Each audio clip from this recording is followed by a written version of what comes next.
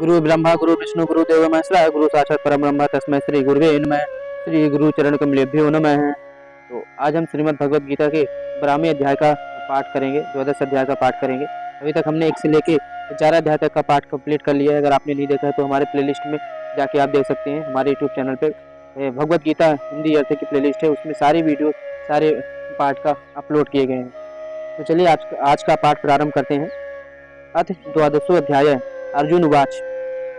अर्जुन बोले, जो अनन्य प्रेमी भक्तजन पूर्वोक्त प्रकार से निरंतर आपके भजन ध्यान में लगे रहकर आप सगुण रूप परमेश्वर को और दूसरे जो केवल अविनाशी सच्चिदानंद घन निराकार ब्रह्म को ही अति श्रेष्ठ भाव से भजते हैं, उन दोनों प्रकार के उपासकों में अति उत्तम योग वेत्ता कौन है?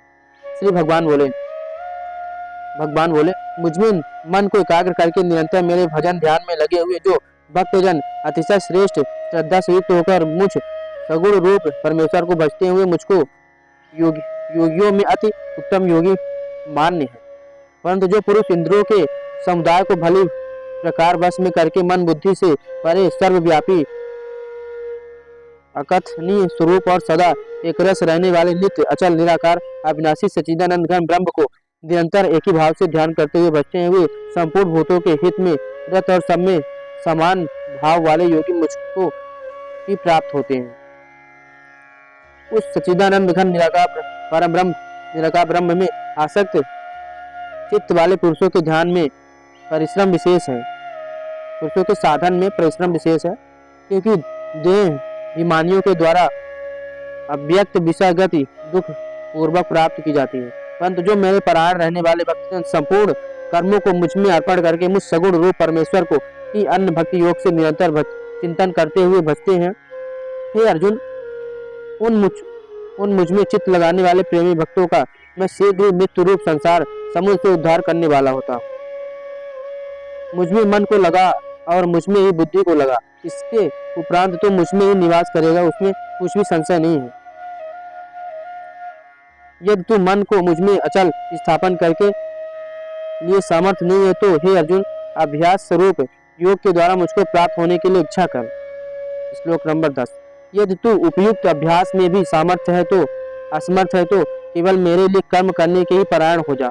इस प्रकार मेरे निमित्त कर्मों को करता हुआ भी मेरी प्राप्ति रूप सिद्धि को ही प्राप्त होगा।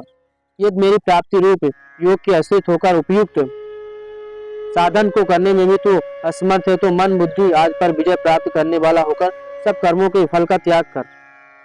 मर्म को न जानकर किए हुए अभ्यास से एक जान श्रेष्ठ है, एक जान से मुझ परमेश्वर के स्वरूप का ध्यान श्रेष्ठ है, और ध्यान से भी सब कर्मों के फल का त्याग श्रेष्ठ है, क्योंकि त्याग से तत्काल ही परम शांति होती है।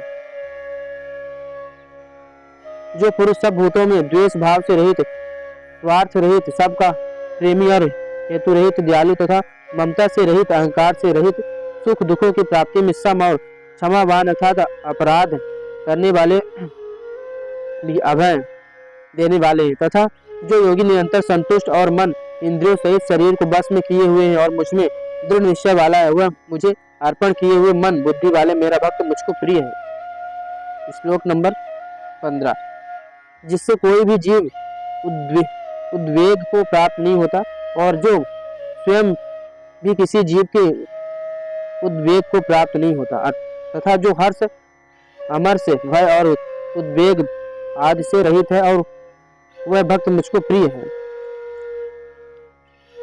जो पुरुष आकांक्षा से रहित, बाहर भीतर से शुद्ध, चतुर, पक्षपात से रहित और दुखों से छूटा हुआ है, वह सब आरंभों का त्यागी मेरा भक्त मुझको प्रिय है। जो न कभी हर्षित होता है, न द्वेष करता है, शोक करता है, न कामना करता है, जो शुभ और अशुभ संपूर्ण कर्मों का त्यागी है, वह भक्ति युक्त पुरुष मुझको प्रिय है। श्लोक नंबर 18।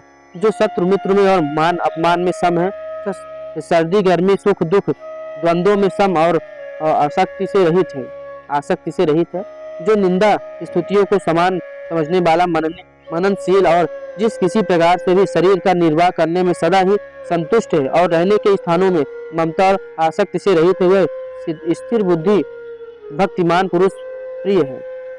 परंतु जो श्रद्धा युक्त पुरुष मेरे परायण होकर इस ऊपर कहे हुए धर्ममय अमृत को निष्काम प्रेम भाव से सेवन करते हुए भक्त मुझको अतिशय प्रिय है।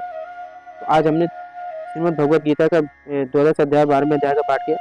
कल मिलते हैं 13 अध्याय 13वें अध्याय में। तब तक के लिए जय श्री राधे श्याम।